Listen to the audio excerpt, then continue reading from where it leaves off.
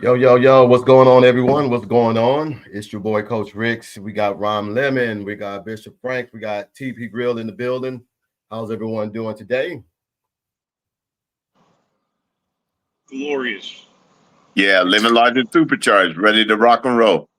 Living large and supercharged. TP, how's everything going your way, boy, in Georgia? Or should I say in Excellent, Atlanta? brother. Thank you for asking. How's everybody feeling today? But feeling beautiful. Feeling real good, man. Feeling real good. Well, let me do our little intro. This is Coach's Talk, man, where we discuss all things OU related, college football related, all things in between. Before we get started, please hit the like button, hit the red subscribe button, like the videos, ring the bell so you won't miss any content that we got going forward. Today's agenda: can Oklahoma beat Alabama? Everybody, all week, all you've been hearing is Alabama is just juggernaut that Oklahoma just can't hang with. We heard the same thing last year, and Oklahoma went in there, curb stomped them. I think that was a little bit. I think last year was uh, exciting, but I think that was not expected. I think Oklahoma was really struggling last year, but I think this year the talk is Brent Venables still in signals? That's all I keep hearing. All I keep hearing is he's still in signals. Look, I'm gonna tell y'all, man, from a coach's point of view, I watch so much tape. If your dumbass is stupid enough to use the same signals and same signs to call defenses, and I pick up on it, that's on your ass. It ain't stealing. It's just that you got to change up the things, and that's just being realistic. I mean, who gonna sit here and really think that Brent Venables has time to try to sit there and steal signs? That's honest to God saying that he is not one of the best defensive coordinators there is right now. It's Yeah, pretty much what you're saying. Yeah, it's a little disrespectful. Yeah, it yeah, is. it's That's okay. truly disrespectful because the simple fact is, they know the truth. It's just one of those narratives. It's easy to tag on to, and that's what they did. So hey, that's all right. Documentation beat conversation. You got to do it on the field. See, I Before the see this a season, little bit differently. Everybody's up in their fields thinking that a shot was taken, but I listened to the interview and it really sounded like he was poking fun at it instead of actually I claiming think that I it think he was. was too. I think Oh, he I was think too. we think he does is too. But the first, my whole thing is at this point is as much eye in the sky has been put on tape. If you can't adjust on the fly and make sure it's not the same signal, that's on you. By this time in the season, if your quarterback doesn't know exactly what adjustments you're going to make out whenever you come up to the line and you see and read the defense, then you're not coaching right. True, true, and that's why I'm subjective when I say what I'm about to say. I call bullshit on it because this defense has been doing this against everybody, good, bad, or whatever. They've been doing it against anybody and any and everybody. So to sit here and say that Brent Venables is sign stealing is crazy. But it ain't just that. Tackles for loss. That comes from effort. Tackles for loss come from effort. That ain't got nothing to do with sign stealing. Uh, uh, Getting pressure on the quarterback. That's from effort. That's nothing to do with if if you want to be realistic. If you're talking about sign stealing, it mainly has to go for passing plays because run plays are still the same basic formation and everything, same your gap assignments. But if you move somebody to the left, I mean, I'm going to be here and be honest with you. I've had a team that they spread the ball out. They go to nobody in the backfield but the quarterback, and they go five wide, tight end included. They go five wide. So what can I do? Sit there and just say, oh well, I'm just gonna go to the basic formation and just hope and pray. No, I'm gonna put my guys in the 3-4, have my linebackers and everything, which is pretty much my hybrids, go out there and guard the tight ends and guard the slots. And then what I'm gonna do is I'm gonna blitz an A and B gap and let the quarterback roll outside to where I have help on my defensive ends. That's just plain and simple. That's not hard. Logic. That's simple logic. I don't want the quarterback to push up in the down pocket because now we don't know where he's at and he can go in any avenue. I want to roll his ass out either left or roll his ass out right. If he rolls out left, he can hardly throw back across the body to the right side of the field. So we're just going to contain his ass to that side of the field. If you're rolling right, we're going to contain to the left because it's hard to throw back across your body. You want to roll your quarterback out to where you have help. Now, Bishop, you're a DC. Am I saying anything different? No, you're right on T. You're right on T, man. Okay. Now I know I call offense, but I'm pretty sure I can read defenses too. And it ain't that damn hard. Yeah. That's why it was just it really was just a finesse move at the time to get us thinking. If you think that was pretty crafty of Kiffin at that time to get us thinking, and then actually he implemented. It took us to the second half to make our adjustments. But hey, that's why we play the game. So that way, something like that happened, you put that in your toolbox and make sure that doesn't have an opportunity to come against you again. Can I say one thing? And maybe this is what it really is. Nobody wants to admit that Oklahoma just has better players than Alabama. I mean, can we just say that? Because when you look at the stats and everything on the defensive side and offensive side, it's not that real big of a deal when it comes to Alabama. So they're not the same old Alabama under Nick Saban. And that's what everybody keeps forgetting. They're a good team. Don't get me wrong. They are a good team. But what high-power offense besides Tennessee have they faced? TP, Lemon, Bishop. Other than Tennessee, what other high-power offense? South Carolina? Ole Miss. Mississippi. They got good defense.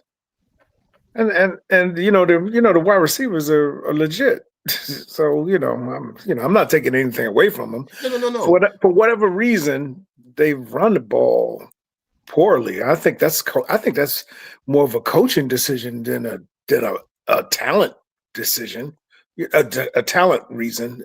I think the coach is just one of those guys that wants to throw it more than run it, kind of like what we got.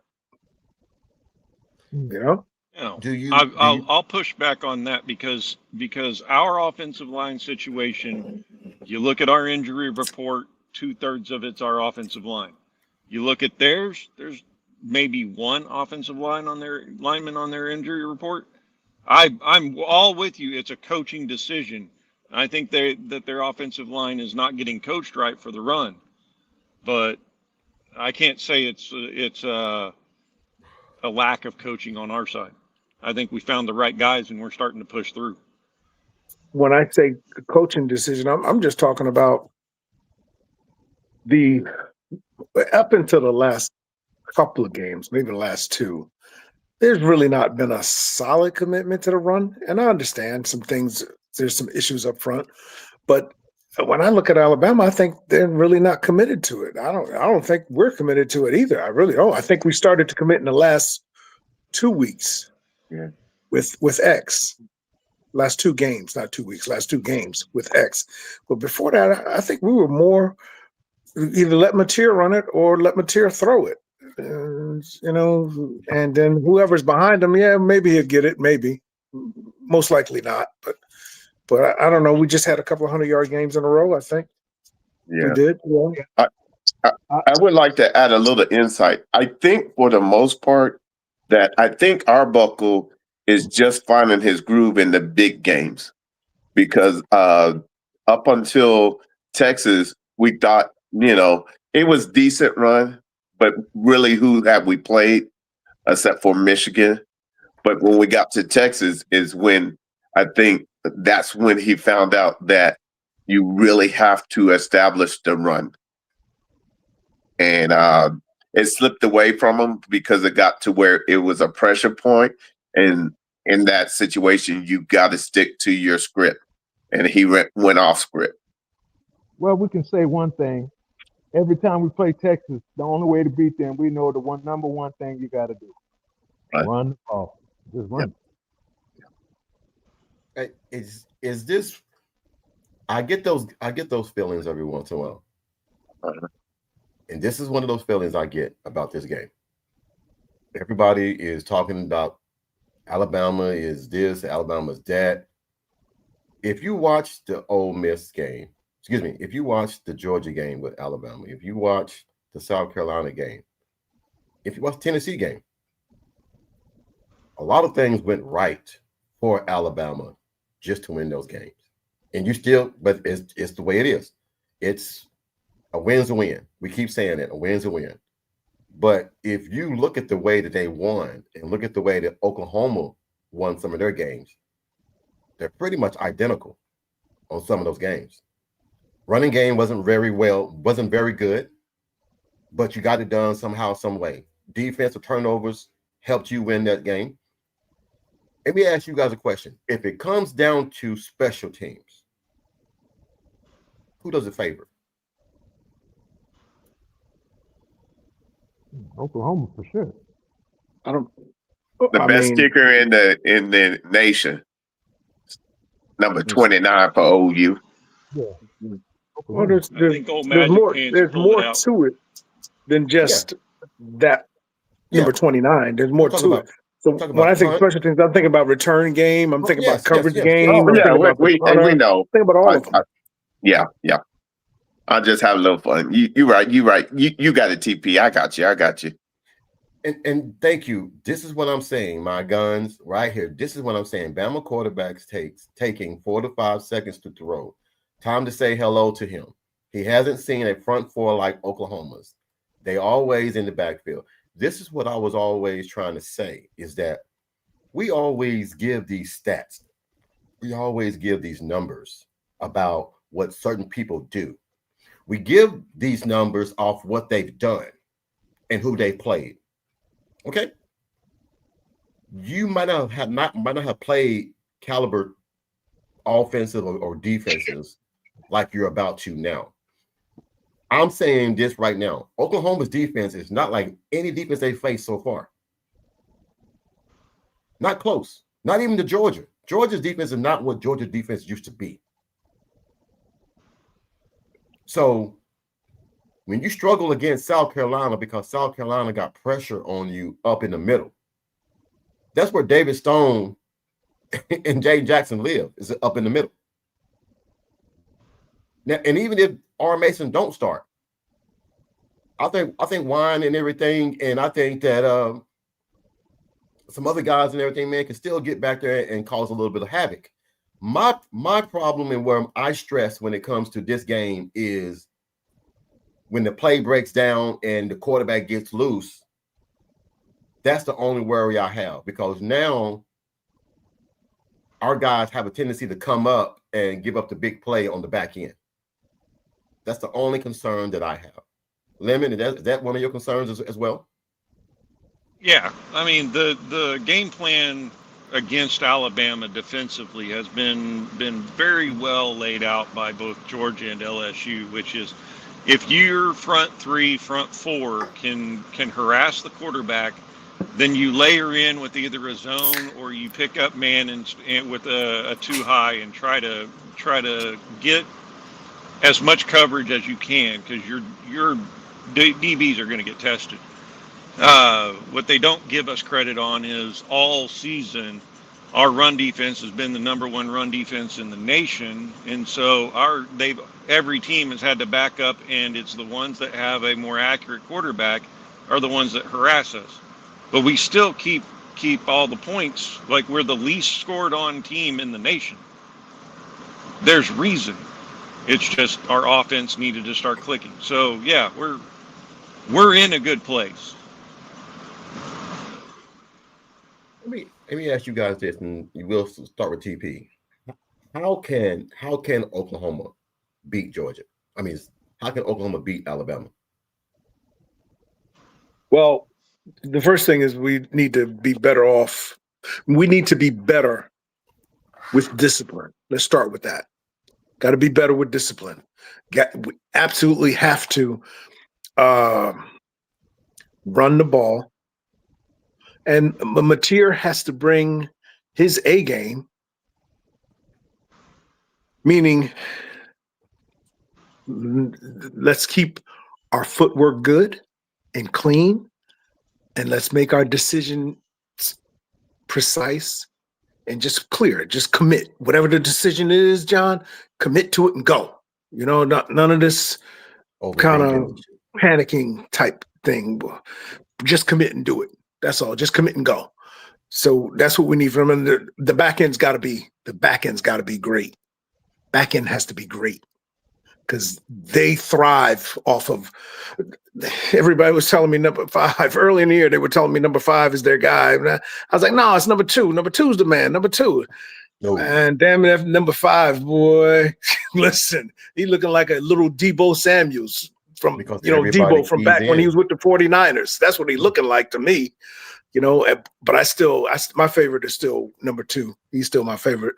So just that means the back end is got to be up. I believe Gentry's back, which helps. Yeah, I believe he's back. At least he was interviewed earlier in the week. He's back.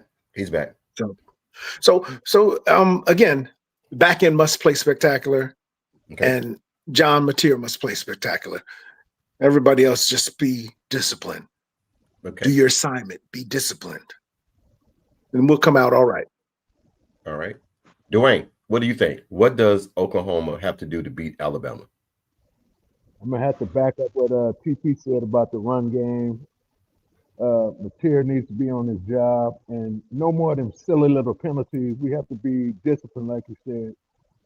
We can't be going ahead 10 yards ahead, then get penalized 5 and put ourselves behind the chains, because that'll hurt us. And you know, and the offensive line, I think they got into a place where they need to be forced.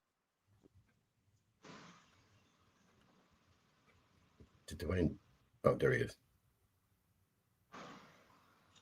Dwayne, you muted. We can't hear you. Nope, still can't hear you. Until we get you back in. Hey, Lemon, what does Oklahoma have to do to beat Alabama? So defensively, we got to keep doing what we're doing. Don't change the sauce. The sauce works. The only problem that we're really going to have on defense-wise is Ty Simpson is one of the fastest read downs that I've seen in college football so far. The man goes through his progression the fastest I've seen out of the quarterbacks in the SEC, and he makes the decision and go. So, got to keep a spy on him, keep it working. Now on the offensive side, I'm not worried about the offensive line anymore. I think we found our beasts to get running. So, in terms of their defense, their run defense is not that great. If we get X-Rob and Blaylock rolling, we'll pepper in some Mateer on the run. That's going to open up the back end. We'll see. We'll have him at least a little bit more comfortable on our throw. But like TP says, like he's got Mateer has to have a quality game, hands down. Mateer has to have a quality game for us to win this. All right, Bishop. What do you think that Oklahoma needs in order to beat Alabama?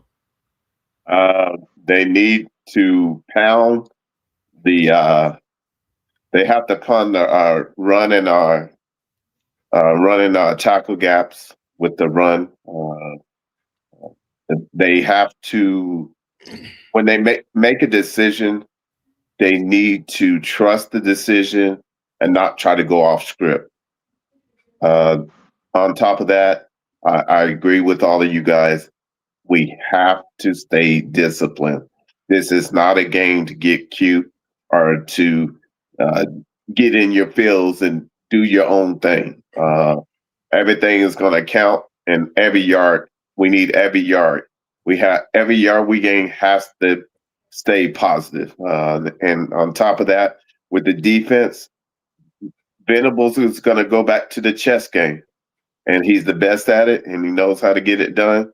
We just got to trust the process and trust your eyes and communicate on the back end with the cornerbacks and backers.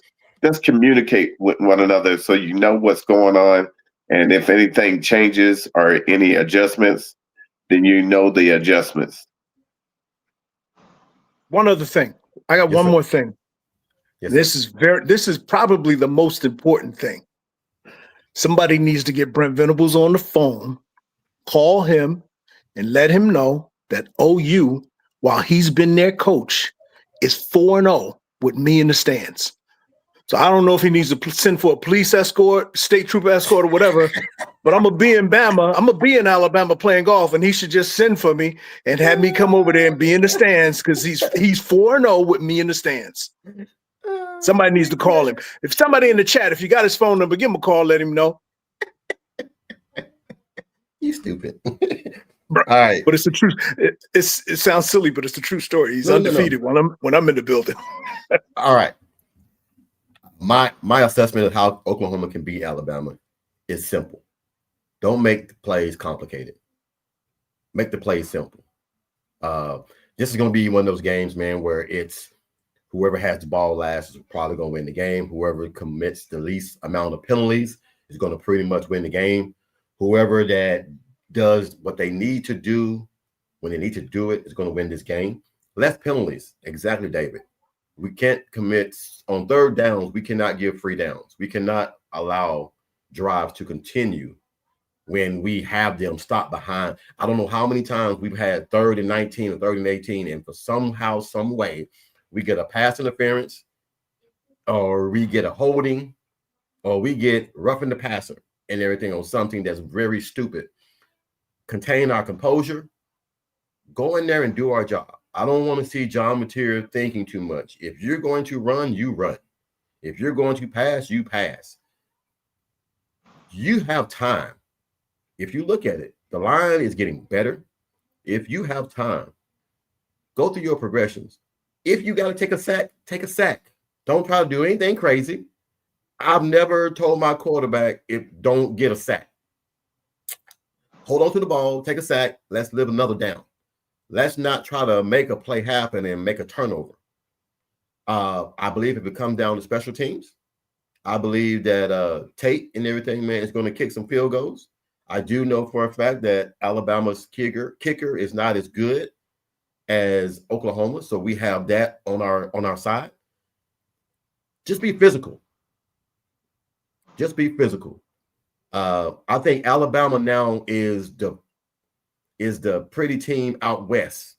The new updated Washington team is what I think they are. They're not the old Alabama that's physical, smash you in the mouth, and let's keep it going. Oklahoma just needs to be physical. That's it. If we do those things, we're going to still be in the ball game. I think that we'll have a chance to win this game. I'm thinking that it's going to be a good game. Everybody thinking that it's some kind of revenge tour and this and that. Look, the teams that gave Alabama trouble, your South Carolinas, that game right there puzzled me, how South Carolina gave them trouble. And we beat the brakes off South Carolina. I never understood how you walk into a game and you know that you are definitely overmatched, or you're definitely more committed to winning this game handedly, and you go in there and you fiddle fall around, and now you're in a battle with a team that ain't worth shit. So if Alabama goes in there and try to embarrass and beat Oklahoma and do all these things, it might backfire on them. It might backfire. They are a very finesse offense. They're not the old offense of Nick Saban. So that's why I'm saying that I've never thought in my 52 years of life I would ever say that Oklahoma of now is more physical than Alabama in the SEC. But they are. So that's just my take on what I feel like Oklahoma can do to win this ball game. My next question for you guys. what is it finally time? And I know it's TP, and I know that Dwayne gonna be pissed when I say this. Is it finally time for Texas to beat Georgia? Lemon? God, you are going to put me on the spot. Yes, sir. Yes, sir. If we want a chance to the best chance to get into the playoff, not leave the SEC championship out of it. The best chance to get into the playoffs is for Texas to beat Georgia. But I will always cheer for whoever's going to beat the brakes off of Texas, because anytime Texas loses, an angel gets its wings. So I'm torn.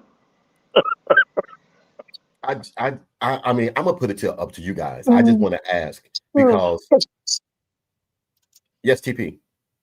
No, I was just laughing a little bit. Man, nothing orange. I don't even think Lemon liked the sun. Nothing orange. All right, Dwayne. How did you put it, TP? I want to hear that line again. His granddaddy was. Oh yeah. His granddaddy was a bum. His uncles was bums. He a bum. Yes, sir. Yes, sir. Don't do it, Lemon. Lemon, you've destroyed my humanity in you, man. You never root for Texas. I can't believe you spoke that word. How could you? No, man. We don't want anything good to happen to Texas. But I see your point, man. Does it really have to be win? Does it really have to be Texas to beat Georgia for us to get in there? I said the best chance. I did not say that it has to happen. I said the best chance for us to get in requires Texas to win it. Well, it doesn't matter about Texas. If we win out, we're in, regardless of whoever. Yeah. Due to our schedule, it doesn't matter if we win out. What would help us? But it wouldn't help us, because if Texas beats Georgia, even if they do lose to Texas A&M, they'll only have 2 conference losses, and they would be 10-2. No, I think they have more than that, Coach. Texas? You mean Texas or Georgia? Texas has 2 conference losses, and that's it. Yeah. No, 1 conference loss. Okay. 1 conference loss, and that's to Florida. If they beat Georgia, they'll still only have 1. If they lose to Georgia, they'll have 2. Okay. And then if they lose to A&M, they'll have 3. If Oklahoma loses to Alabama but wins out, a 9-3 Texas and a 9-3 Oklahoma, Texas is going, because they beat Oklahoma head to head. Yeah. So if we win out, it doesn't matter what Texas does. Right. But I'm going to say this, man, and I'm going to be realistic. I think Oklahoma really can win this game. And everybody I've heard them say about Tennessee. Oh, Tennessee going to go in there and embarrass them. Okay. If we didn't throw an interception on some BS and instead of running the ball, we would have won by 12 points. Double digits in that game. Because after that interception, they went down there and scored. But if we would have just ran the ball and run the clock down, they would have got the ball back probably with a minute left in the ball game. It wouldn't have mattered then. Yep. So it's just a lot, man. It's just a lot of variables on this game, man. I'm being honest. I've seen so many people pick with their hearts and their feelings about this game.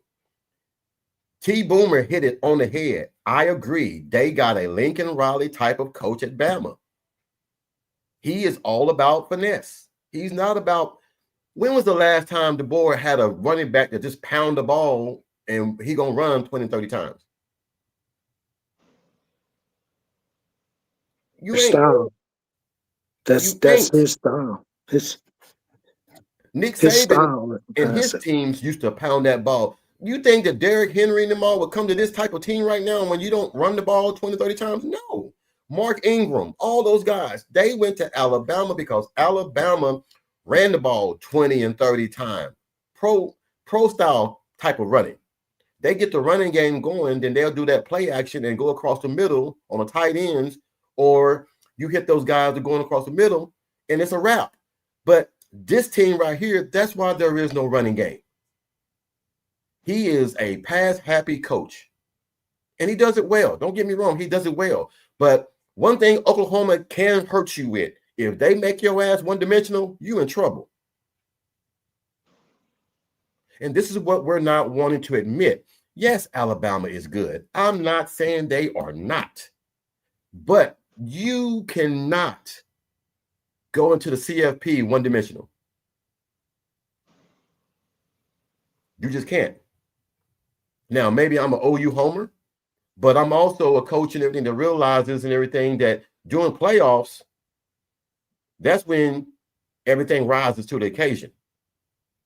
You start play calling a little bit better. And I think Arbuckle is going to call a damn good game this week. I got a feeling about this game, guys. I just don't know what it is. I got a feeling about this damn ball game. That Oklahoma's going to go in there. I'm not going to say it won't be close. I would never say that because they're going into a hostile environment. I would never say that. But I will say I think Oklahoma goes in here and plays one of their best games they've ever played. Because they have to. They know, and we know, this is the last. Let's just be realistic. LSU falling apart. You still got to play the game, though. But LSU is not the same LSU it was at the beginning of the season. With the freshman that's going right now at Missouri, he couldn't throw the ball in the ocean, and he was out there on the boat on the last game he played. He looked terrible. He looked worse than terrible. And they got the brakes beat up them by Texas A&M. They could have scored 77 points on their ass, but they stopped scoring. It could have got ugly real quick. I think if Oklahoma can squeak by with this game, there's a real good chance Oklahoma goes 10-2. There's a real good chance. If Oklahoma does go 10-2, if you are a team going into the CFP, would you want to play a 10-2 Oklahoma? After the schedule they don't win through, and the teams they don't beat, would you want to play a 10-2 Oklahoma? Nah, not even close. Fire I don't think tested. people want to play a 7-2 Oklahoma. Thank you. Now, are we just OU homers, or? But I had a guy tell me today. He said, "Will, it ain't. Stop saying OU homer. It ain't." He said, "You guys got to stop using that. Well, after you say something that's fact or that's a stat that can back it up, you guys always come back and say, well, I know I might be an OU homer, but," he said, "stop saying that. Y'all's track record, y'all's stats, y'all's record, y'all's the overall, how he said, the overall aspect of your team has shown you are one of the dangerous 7-2 teams right now in the FPS. Excuse me, in the CFP. You are one of the dangerous 7-2 teams because your defense will always keep you in ball games. Your quarterback is what's hurting you guys right now, because if you have that 4-0 John Mateer that played the way he was playing before he got hurt, playing now, a lot of these games wouldn't even be close. Yes, TP, I know you want to say it. Go ahead and say it. I don't say it because his throwing cost us points in them wins early in the year before he broke his thumb. So I'm not, post-surgery or before surgery. You can pick him apart before surgery. What he did do better before the thumb surgery was run better. Now, I don't know for a fact. I don't know anybody and the medical staff at OU. But it just appears to me that he runs a little slower and maybe with a slight hitch in his gait. Whether he got a wheel hurt, whether it's an ankle, knee, or hip or hammy or whatever, it just appears he looked better against Tennessee. But in previous games before that, it didn't look like he had that giddy up, that gear that he BB. was hitting earlier. Yeah, and Coach BB concurred and came out, and that John was nursing a knee during that whole from Texas Okay. on. So Thank yeah, you. Thank you. Yeah. So that's an issue. But I think he looked better against Tennessee. That'll be 2 weeks ago come Saturday. So he did look better running the ball. I need him, if he needs to run it 25 times, I'm good with that. Long as it gets me a win. If he gives it to X-Man 25 times, I'm even better with that because you only gonna want to hit X about 2 times. That third time, you're gonna be thinking about your clavicle. What my man Coach Herm Edwards used to say, he's a clavicle buster. That's what he is. And later on, you don't want to run into that. You don't want to run into that issue. So Look who Yo, jumped in the building. Look who jumped in the building. look who's in the building. Mr. Kyle Dupress. How you doing, big dog? What's up, fellas? What's Not good? much, man. Not much, man. Sitting up here trying I'm to a little figure late. out. Oh no, you good. You good. We're trying to figure out ways that Oklahoma can beat Alabama. So you in here now. So we've gotten everybody else's aspect. What do you think it would take for Oklahoma to beat Alabama? Well, I mean, it's the same head coach from last year, so I guess I know you're not gonna be able to do the exact same game plan as last year because you ain't got the same personnel and all that, but definitely a run game. Run game, I think is gonna. If we have a run game, I think it could win. It could be the difference of winning and losing the game. Without a run game, I don't think we have a shot, to be honest. Hey, that's simple. I think everybody said the same thing, a run game. A run game. Now, like TP said, if that entitles Mateer running the ball 20 times, X-Rod running the ball 20 times, I'm cool with whatever it takes to keep that Alabama offense off the field. Yeah, I think I'm sorry. No. One thing that kills momentum, one thing that kills a home field advantage is if they can't get their ass on the field to do anything. And then when you do come on the field, 1 or 2 3 and outs, and the other team goes down there, and even if it's a field goal, that's very depleting when you can't get anything going. Now, to sit here and say you're going to go from 3 points last year to what some people are saying now, 38 points, I guess a better defense, just because you're playing at home, don't make sense, and it don't make good math. I just don't see it. Now, it is a different quarterback, but the quarterback that you're bringing in is not as mobile as the one that we beat last year. So that means you're going to have to get the ball out of his hand fast. And Bishop, I'm going to say it, and I'm going to say it nothing before the game starts because I'm going to be yelling it on the TV. If we are not in bump and run, I'm going to be pissed. Facts. you might as well get pissed now because the coach ain't gonna play no bump and run. When you You have might a as well get quarterback, pissed right now. I'm just saying, when you have a quarterback that gets rid of the ball in 2 or 3 or 4 seconds, you got to be in bump and run because that messes the timing up tremendously. You cannot let those wide receivers get free reign and just run and give you a little juga, and then they're gone, and then your ass is left in the damn dust. Put a hand on them. Yeah, I think this game, if nothing else, the key is you cannot. It's too many eyes in the sky. Tapes out, and BB knows he cannot stay in zone the whole night. So he's got to trust these young men to do their job. And if that means I got to be physical, then let's get physical, man. Let's put them in bump and run and let's go to town. Because the key is that gives your lineman a chance to get a sack. And the whole thing is we got to create a new line of scrimmage. What's up, Lemon? Say it, Lemon. What you got, Lemon? No. I'm completely agreeing with Bishop. Hands down. You have to our defensive ends and our D line gets in that backfield quick.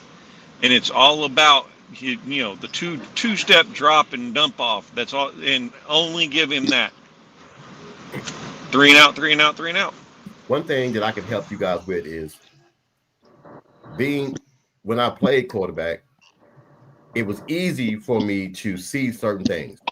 But not gonna lie, when the bright lights got real big, the game got real big, and there was pressure coming from spots that I did not expect it, the ball tends to float a little bit higher. The little zip on the ball doesn't get there as fast as it used to, and mistakes happen. I believe You if saw Oklahoma can get pressure on Ty Simpson and everything, it could make the game very one-dimensional. you saw it with LSU last week.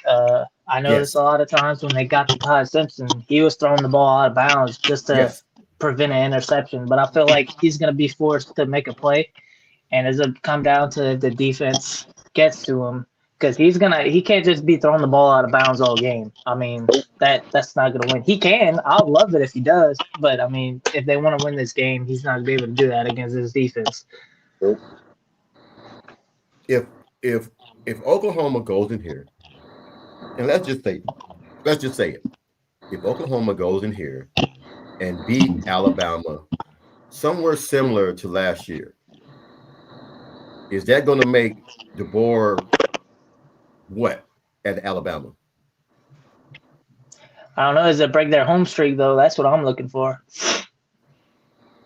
Because that's going to put a big stamp on OU right there for the season. If Oklahoma can go in there and beat Alabama, the number 4 team in the nation, and let's say slip up, I hate to say it, slip up. Everybody mute. Oh, hold on. Oh, I can hear you. Hold on. And slip up, and Lord forbid, lose a game against Missouri or something like that, and they're 9-3. Is that a way to get in, or would the loss to Missouri hurt their chances, even though they knocked off a number 4 Alabama? Simple answer, Coach. If OU must win the next 3 games to get in. It's a very simple answer. They must win the next 3. Okay. Does everybody feel that way? Yes, sir. Okay. All right. I'm asking. I mean, like I said, I think different, but I do agree it would be easier to get in 10-2 than it would be sitting there wondering if I'm going to get in or if I'm not going to get in. 10. Yes, sir. TP. Real quick.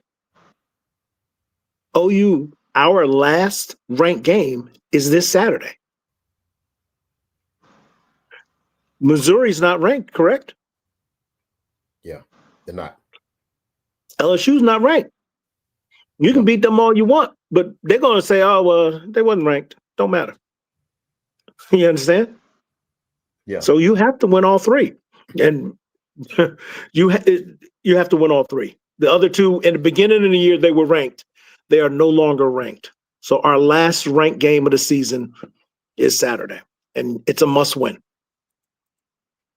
Okay. I question for the panel.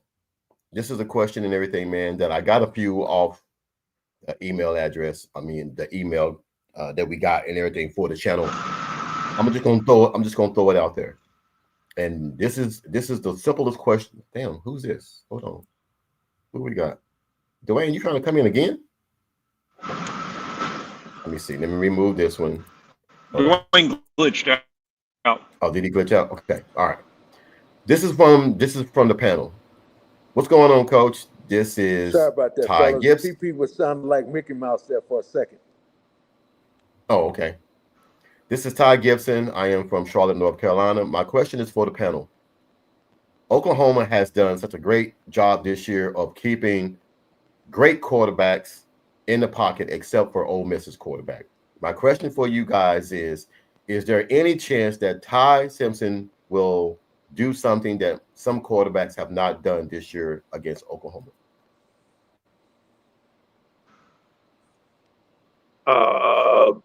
He might.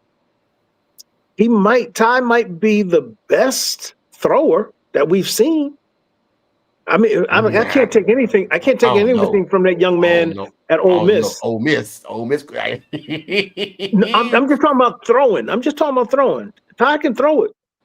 He can throw it on time. He can drop it in there. Yeah. So he might be the best thrower we've seen. Alabama's offense in the SEC is no comparison to Ole Miss's offense in the ACC. I mean, in the SEC. I think Tennessee was the number one offense in the SEC. Correct, Kyle? Tennessee was the number one. Yeah. So I have something to say about that. We already faced the best SEC quarterback there is, and we got a W with it. So I thought so. I just wanted to make sure because even though he threw some interceptions, Tennessee's quarterback was the best quarterback in the SEC number-wise. Now he might have padded his stats earlier in the year when I think it was Illinois they played, but I mean, Alabama sure played a few cupcakes during the year too. And Joey Aguilar right here, I'm looking at it right now at about 200 more yards passing than Ty Simpson. So I think we already faced the best quarterback in the SEC. And then as far as Ty Simpson, he's not dual threat, so he can't really. I mean, I'm sure he can run, but it's really not a threat.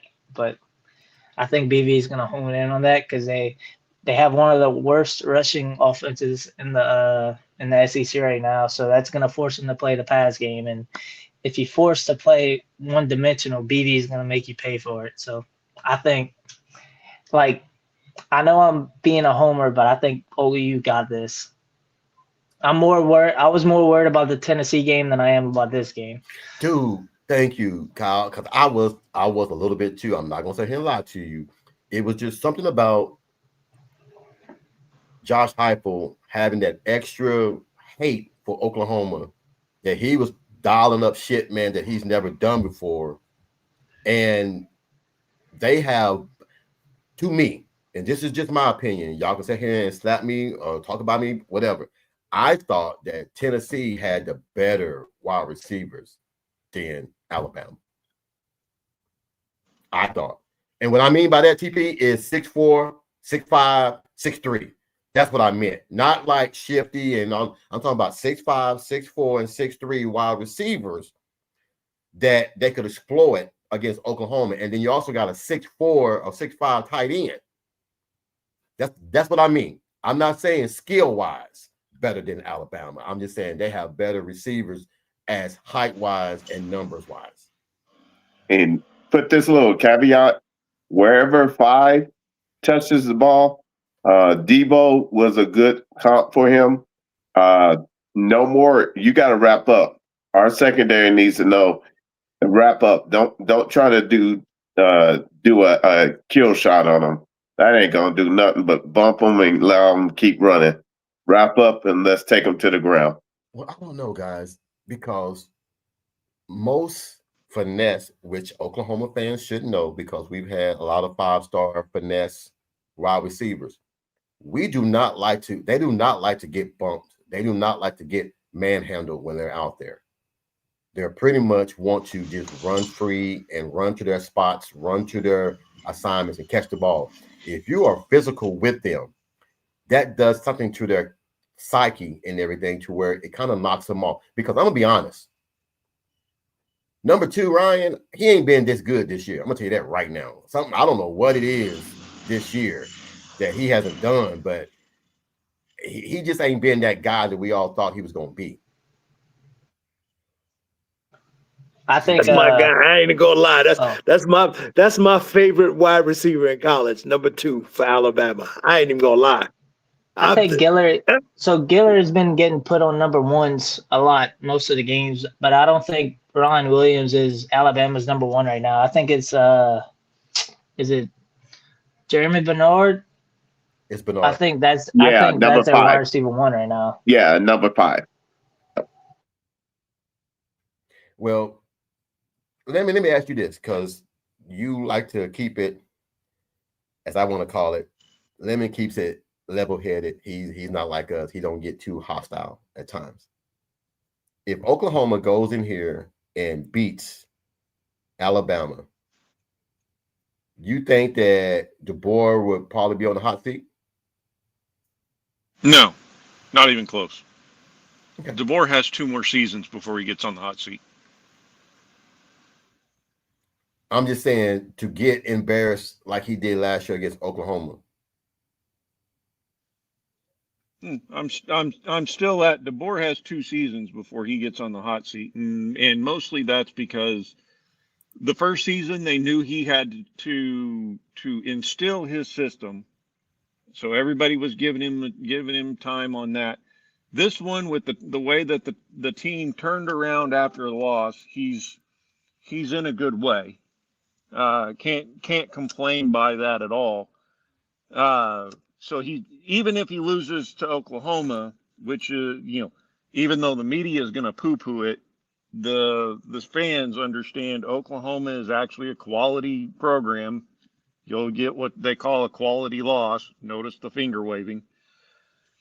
But they went out other than Oklahoma. Now he's safe as a snug and a bug in a rug. But you turn around the next season, he drops off from where he's at, then he'll be in the hot seat. T Boomer put a question out here for you guys. He said, I have a question. Do you think if we played Ole Miss again in better weather, do we win by a touchdown or 2? Facts. Well, I don't know, because you still got to play a clean game. You can't have 10 penalties and give a team, a good team at that, a damn good team at that, more opportunities to keep the drive going. I think that if Oklahoma didn't have the 10 penalties, OU would have won the ball game. Because as you know from the stat guy, he said that 10 of those penalties ended up being 17 points for Ole Miss. We took the lead. Yes. We took the lead, and what did we do after we took the lead? I think we had a turnover on a special team play, and we didn't really run the ball. So yeah, we kind of set ourselves up to lose.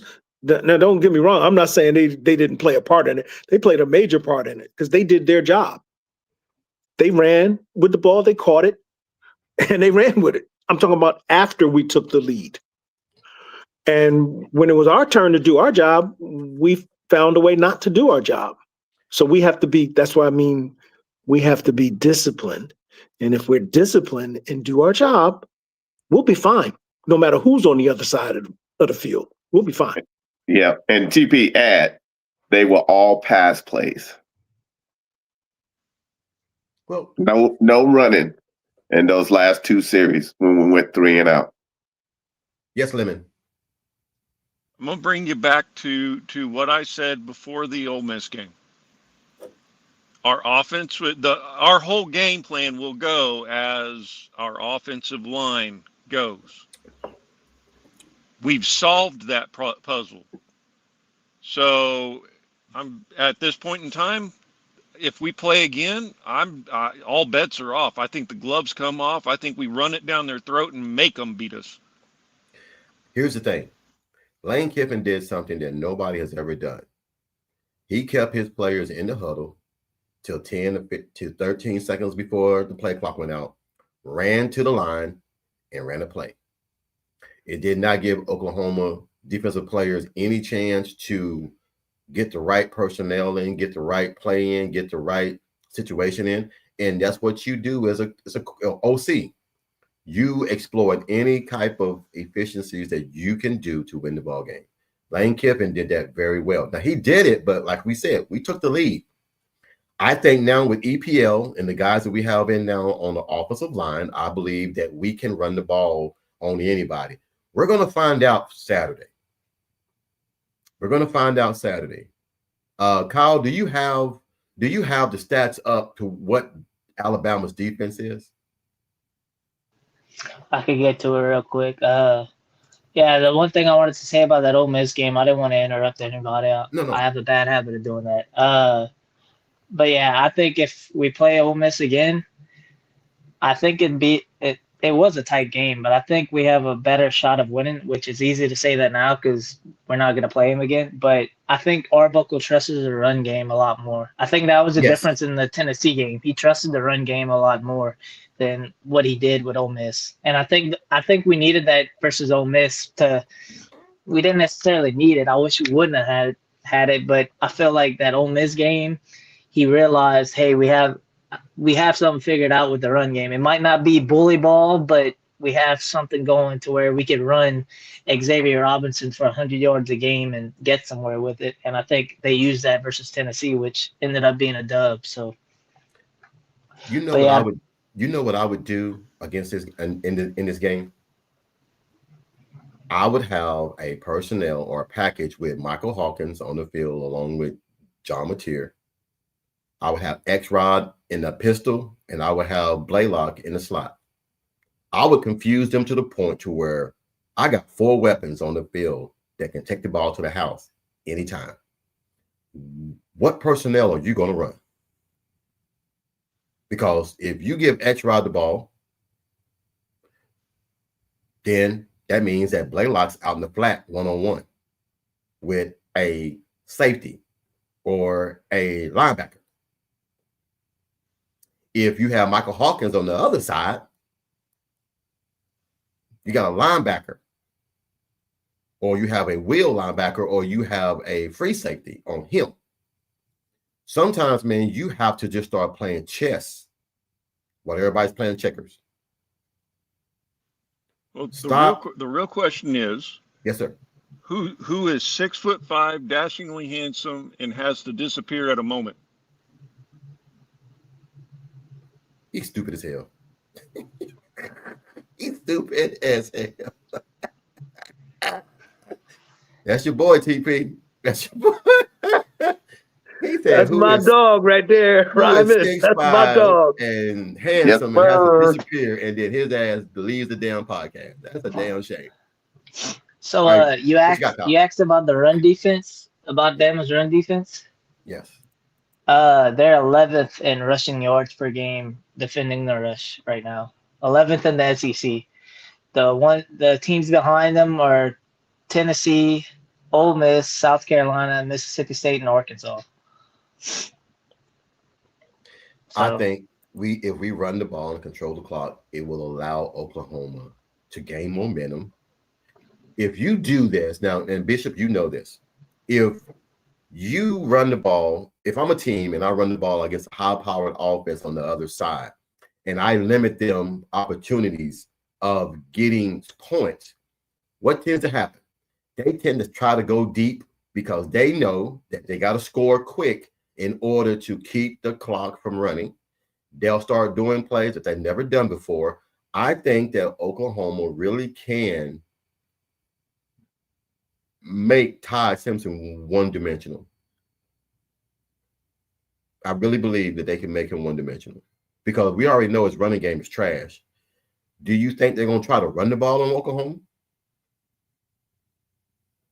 Go ahead. Here's what I think. Yes, sir. I think that they'll look at doing some max protect stuff just so they can get time, so they get guaranteed time. But if you got to do, they watch, just like Brent watches film and our staff watches film, they watch film too. So if you're watching film and you look at the Ole Miss game against our defense, and then you look at the Texas game against our defense, the 2 losses, you're going to gather some of the good things that those 2 teams did. That's what I would do. Yeah, Hey, they're the third worst rushing team right now. 2 teams behind them are LSU and South Carolina. This is Shorty's assessment. Shorty says, I like Oklahoma's defense, but the offense has to be able to score 27 points to beat Alabama. Alabama. Look, man, I keep hearing how high-powered Alabama's offense is. I really keep hearing it. And they scored 20 against LSU. I'm not questioning it. I'm really not questioning it. Look and see, who was the most points they scored on so far, Kyle?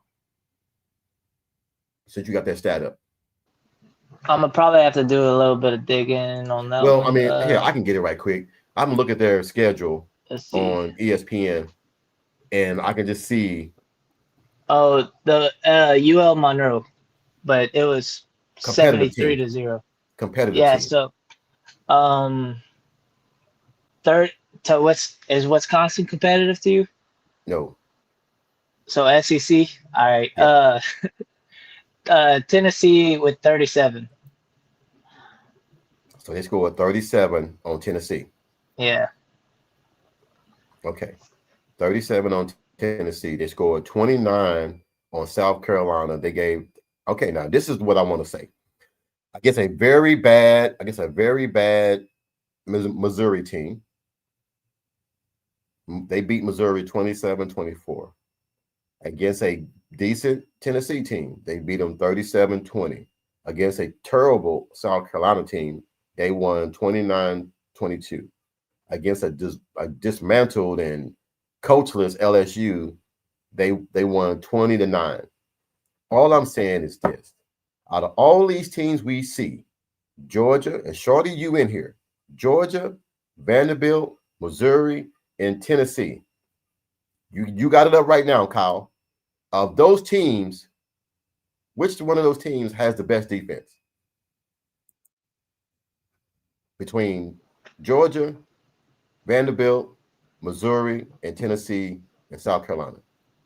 Best defense. You would say probably Missouri. Missouri, yeah. Missouri's second right now, as far as total defense goes. Okay. And they scored 27 on the now. How far is eye test wise is Missouri and Oklahoma? We've all seen some of the games. How close are those two? Because I always keep hearing number one is the best, and number two, it ain't even close. But we got to put a comparison between number one and number two. So how good is number two Missouri defense versus Oklahoma's defense? Number-wise, total defense, yards per game, Oklahoma has 264 yards per game allowed, and Missouri has 270. And so, I mean, Missouri has played a whack-ass schedule. Yeah, one of their biggest games is Kansas. So, I mean, I just think, man, I just got a feeling, man. I really do. I just got a feeling that Oklahoma is going to show up for this game. Yeah, I'm way more confident now that it's at 2:30 rather than at night, which I don't know if that would play. I have a feeling it would play a big difference, but I'm not 100%. But I'm more confident now that it's a 2:30 game than a 6:30. Okay. Let me ask this question. Alabama's run defense against Oklahoma's run offense. Alabama's run offense versus Oklahoma's defense. Of those two comparisons, you can say Alabama wins one, OU wins the other one. Who wins both? Who's better? I don't even think it's close. Oklahoma's run offense versus Alabama's defense. Alabama's run offense against Oklahoma's defense. I think Oklahoma wins both those matchups, especially after what I seen last week. I agree. I agree with that. I just think that the only problem with it is they don't have any desire to run. So I don't know how much prepping we're doing for run. I guess you gotta prep some for it because they got some decent running backs. They really do. It's just the guy don't want to do it. I don't know what's wrong with the guy, but he's won 8 in a row. He's won 8 games in a row. So right, he has won eight in a row. Right, they're 8-1, right? I got a question on that. Who was this is a legit question. I'm not 100%. I've heard rumors, but who was the play caller last year for Oklahoma Bama? That was Kevin Johns. Yeah. Is he's still on the team or no? No. No, he's at Oh, Oklahoma State. No. Yeah, he's All at right. Oklahoma State. Because that's what I was about to ask, if like they would get some insight on whoever called the game last year. Because I mean, they couldn't stop anything, and I don't think they really added that many pieces on defense as far as what they had last year.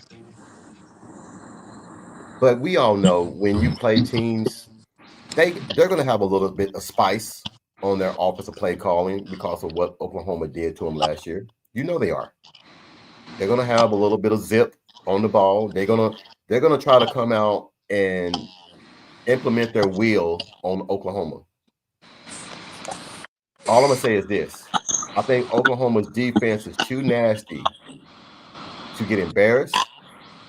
I think that the game, hold on right quick. I believe the game is going to be a little bit testy the first few quarters. But then I think Oklahoma calms down, John Mateer calms down. But it all depends on the offensive line and also depends on Arbuckle. Is he ready to call big-time games now? This is not San Diego State. This is not Arizona. This is not Arizona State. This is not BYU. This is not Fresno State. This is the big-time games that we're paying you a lot of money to come here and call plays. We need the same play calling you did against Michigan. We need the same play calling that we got against Auburn. We need the play calling that we got against teams that we were definitely overmatched. We need that shit. We don't need scared to call it because if you don't trust your offense now in week 11, you ain't gonna trust it. You have to trust these young men that you pay hard-earned money for to go out there and do a job, and you're handcuffing them because you don't believe they can do it. Open the damn playbook up and let's go. Because I'm pretty sure I haven't seen the damn play. We haven't used Kanik like we did the first few games. Like we need to use his ass. And I want to see drag routes. I want to see crossing routes. I want to see running backs out of the backfield on damn screen passes. I want you to open the damn playbook up because if you lose this game, it doesn't matter if you finish 9-3. You won't get in the CFP. But if you win this game, your chances increase tremendously against the remaining two teams that you're going to play. So, just my opinion. I mean, I'm not gonna I want to give a pick, but I just got a feeling about this game, man. I don't know what it is. It's just something that's in me that just thinks that, like LSU, everybody thought the Tennessee was just gonna blow Oklahoma out. And then the tide turned. The defense started to make the offense uncomfortable, and then mistakes started to happen. That shit happens in real ball games. Doesn't matter how much you prepare for it.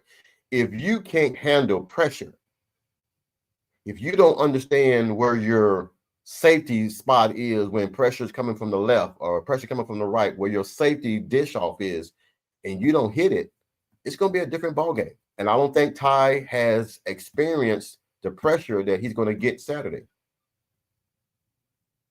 So, just my assessment. So, I agree with all of that, Coach. I agree with all of that. Shorty says, will OU offensive line be able to hold up against Bama? If Ty gets rid of the ball in under 2.8 seconds, which he does, that will nullify some of BB. And Shorty, that's why I said, if you are in a bump and run, you will pretty much mess up that timing route. You cannot let wide receivers, when a quarterback gets rid of the ball that fast, to just come off the line at free will. Facts. Because one missed tackle is to the house. But if you put hands on him, I'm a big Dion.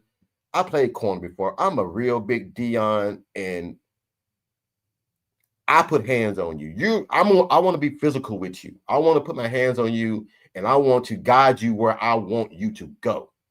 I'm not going to let you just run free. And I heard somebody in the comments say, well, Alabama's wide receivers is fast. I don't give a damn. 4.3 and 4.4 is close.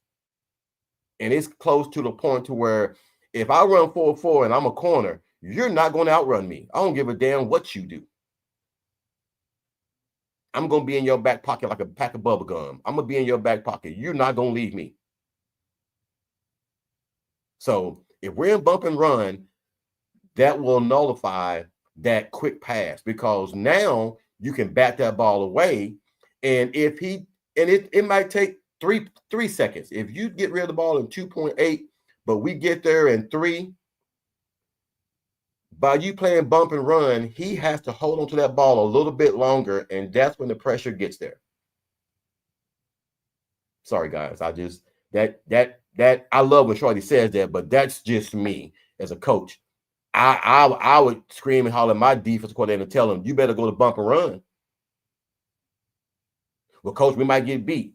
Hell, we'll get beat if we don't go to bump and run. Shit. Excuse me. My bad. Seatbelt says, I guess you guys are not seeing my comment. I don't know. Y'all have a good one. Many blessings. What was your comment, Shorty? I mean, Seatbelt, what was your? Let me go back up. What was the question? I don't see it. My bad. I don't see it, Seatbelt. Oh, he says, is any of the panel or chat going to Tuscaloosa? I will be there. I had a ticket waiting for me, but I didn't feel like driving 5 hours. So, anybody else going? TP, you going? I'm gonna be in Alabama, but when I get off the golf course, it's gonna be about kickoff, and I think I'm about 2 hours from the stadium where I'm going to be in Alabama. So, no, I'm not going. Okay. Unless somebody gets on the phone with Brent and tells him the record when I'm in the stadium. You crazy. Hey, seatbelt. Jason should be down there. He's already taken off. Yes, I know he's going. He's going. Yeah. Other than that, no. I'm not going to be able to make it. No, I just which that reminds me to bring it up to Bishop. I ain't told you yet, but Bishop, I definitely ain't going. I got a new promotion, so I'm not gonna be able to go.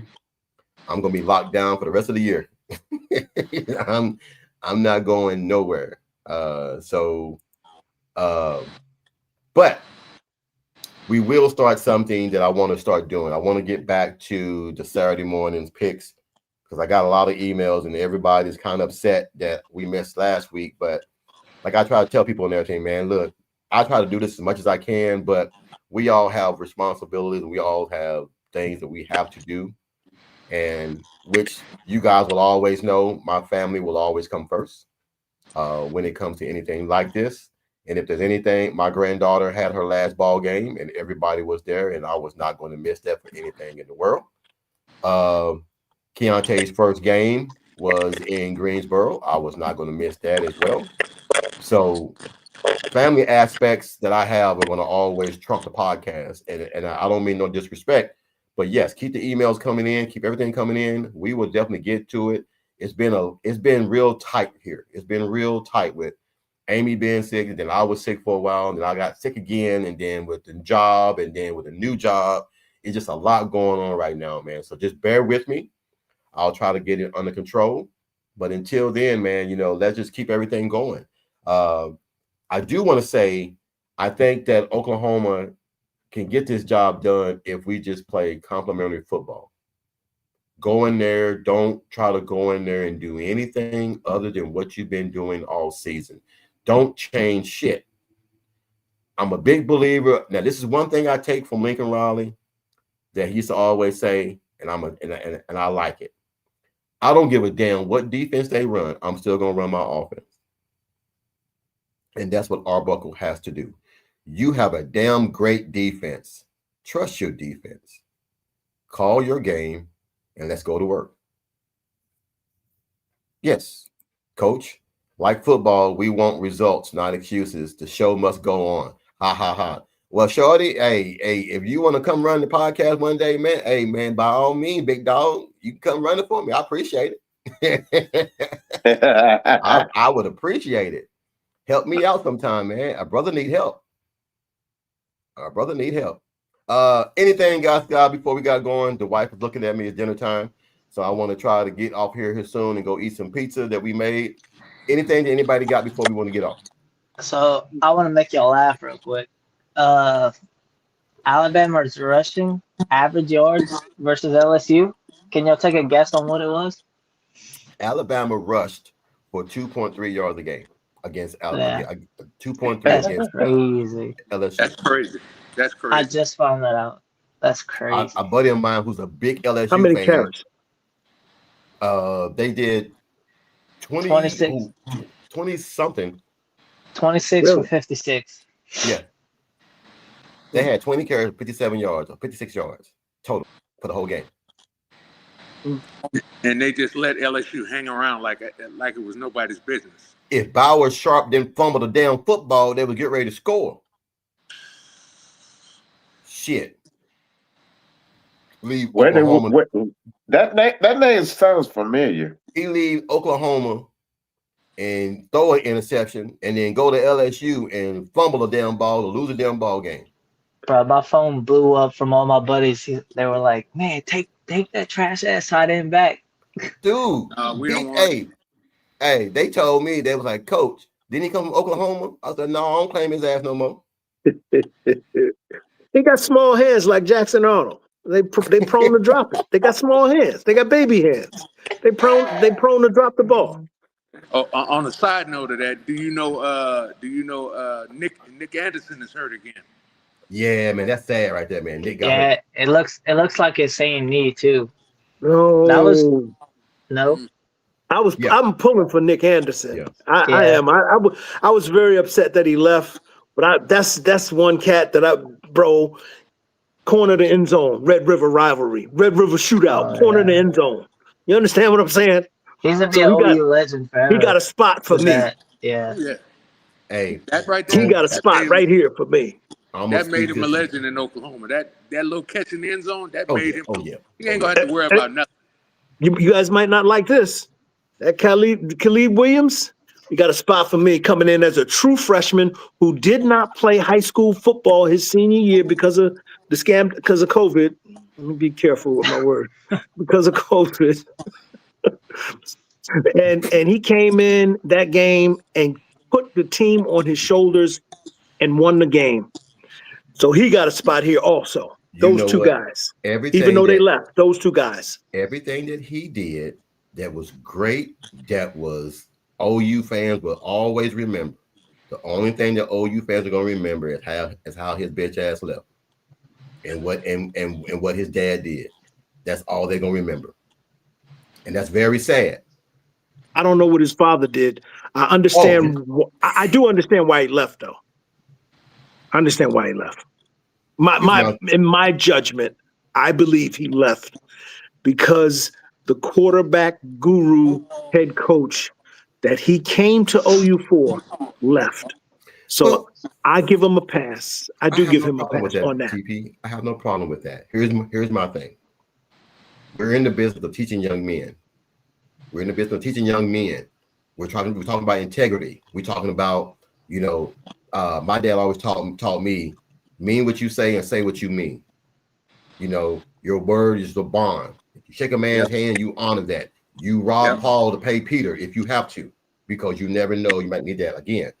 I'm a person that if you teaching me all these things about be a man, do all these things, but then you go and do some low-level shit like you did, taking money and then packing up all my shit before I even leave just to go to somewhere else.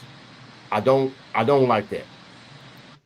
I don't like that whatsoever. If you're going to say, hey guys, I'm going to play the bowl game, but I'm going to leave because the guy I came to play for is leaving, I will give you nothing but kudos for that, because that's what you're supposed to do. But to do what he did and I don't know what I'm going to do. And then next thing we know, your ass is in USC. Yeah, I knew he was going as To soon that as point, he entered. I mean, Coach, when he played the bowl game, I was like, oh, okay, he's staying. No, he already knew he was gone. His dad was packing his shit up and everything in the truck. They had pictures of it. He was gone. But neither here nor there. I mean, like I said, he did some great things for Oklahoma, and I don't hate the kid for what he did. I just feel like there's ways you do shit. And I'm going to always teach my guys and everything is your word means everything. Your word means everything. And if you say something, you do that. If you can't, I should be the first phone call. TP, I know I said I was going to do so-and-so, but X, Y, and Z came up. So I got to go to TP. I should not be ducking and diving TP. Be a man about your shit. Come and say, hey, I know I said X, Y, and Z, but this is the case. That's how you're supposed to do these things. When you come, bring your checkbook. Man, you cracking me up with that damn checkbook, man.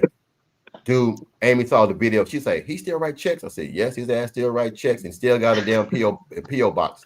Yeah. No PO box, but I do write checks. Yes, ma'am. Yes, sir. Yes, ma'am. I do write checks. Dude, she said he still write checks. I said, yes, ma'am, he do.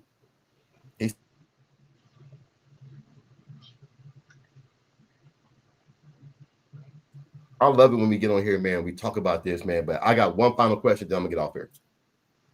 From what you guys have looked and saw on stats, the way the games have been played, comparison to other teams that Oklahoma has played, Alabama has played, which is pretty much South Carolina, which is pretty much Tennessee. What is the realistic score that you guys can see from this Saturday? A realistic score, even if it's Oklahoma losing. What is a realistic score? Yes, sir, TP. So, in my judgment, we got to hold them below 17. So we can only let them get 14, maybe 17. And for us, I'm looking at 21, 24, 28 in that range.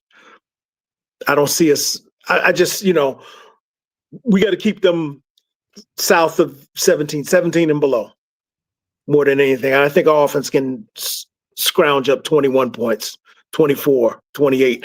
And if the kid gets his confidence for real, and his footwork right, maybe we can go higher. But for win, keep them at 17. Keep that stadium quiet. The fewer scores they have, the quieter it'll be in there. All right, Kyle, what you think?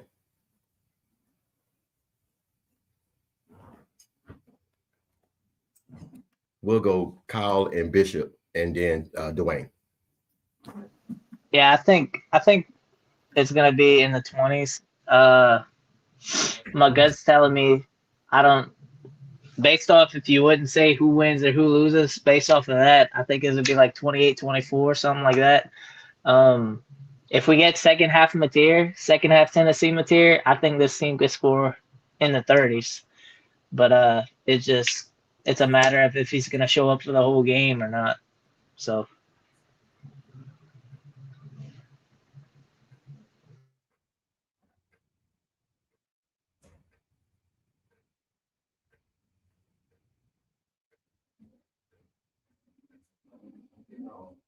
That's all I had.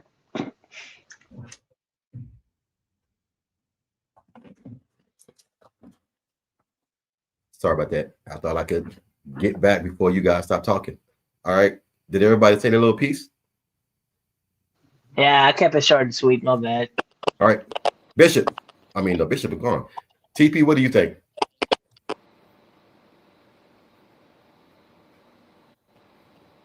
I stepped away. My bad. Repeat it, please. I'm sorry. No. I'm just saying a more realistic score. What do you think Oklahoma or the score would be, even if it means Oklahoma's losing? What is an accurate score that you have for this Saturday? I'm going 24-17 OU. Okay. Dwayne. Yeah, I'm gonna have to. I'll say 28 to 17. Okay. Kyle, what was your score again? Yeah, I didn't really give a score, but it in my mind it was right in the middle of both them fellas. I think it's gonna be 28-24 OU. Yes, sir, TP. Full disclosure, originally I picked Bama to win this game, right? You remember that? You picked Oklahoma to go 11-1. That's right. And I said the one loss was there. Okay. Full disclosure. I don't remember what the score was that I picked, though. I don't have that. I have to go dig it up. I think this game is going to be similar to last year. I would say 24-17 Oklahoma. I think Oklahoma can really keep them. I don't think they've faced a defense like they're going to face this week. And night game and day game do mean something.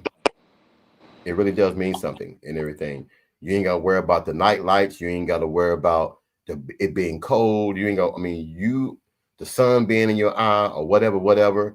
I think the 2:30 or 3:30 game is right where it needs to be. I think that Oklahoma can go in there, gain a little bit momentum. And I would say 24-17 or 24-21, something similar to that. As long as you get the W, I don't give a damn if it's 21-20. It could be 9-6. Shit, I'll take 3-0. Shit. I was about to say 2-0, coach. If the score is under 10 by both teams, Oklahoma definitely won. Well, okay. Well, I'll say that for tomorrow or Saturday morning, because I'm gonna come on here and we're gonna have our picks and everything, because I've gotten over 100 emails talking about, Coach, we missed the picks last week. So we got to give everybody picks and everything, because I guess somebody's winning money, because they keep wanting to hear these damn picks and everything. But I know I ain't winning no damn money. They winning money off of Ryman Lemon's picks, allegedly. Boy, look, that damn Ryman Lemon is whooping everybody's ass, boy. He is killing us. And yeah, I wanted to be in on that, but I might, if it's Saturday morning, I might have to miss that, because I'm not. Well, we'll take your picks. You can email me your picks, and I'll send you the games through your email, and then you can give me the picks and everything, and then I'll mention it here Saturday morning. Yeah, that'll work. All right, fellas, man. Well, thank you guys, man, for jumping in, man. I'm gonna get off here, man. Go ready to go watch TV and eat some dinner. Thank you, man, again, man, for coming to the show. I know it's been a while since we've been here. We're going to try to get this back on going, man. Like I said, this job that I got starts 24th, so I'm still at my other job. So I'm trying to do 2 jobs right now until the other one starts. So just bear with me and everything, man, and we'll try to get this under control. It's still going to be day shift, so I'll be able to still do some more things. Until then, man, you guys have a wonderful night. I'll see you guys Saturday morning. It is 8 o'clock Eastern time, and Texas ass still sucks. Exactly. Hey, Coach, what can Brown do for you? You stupid, man. You stupid, man. Love it. Hey, I tell you what, if y'all need anything shipping done or anything happen with UPS or got any kind of problems, I'm your guy on the East Coast. Come holler at your boy, Coach. I'll try to get it fixed for you and everything. Until then, man, you guys have a wonderful night, man. I will see you guys Saturday morning. Until then, Boomer Sooner. Have a good night, fellas. Take care. Money, me making good, my money need a loan. I'm just getting money, I'm just getting money. Me making good, my money need a loan. I'm just getting money, I'm just getting money.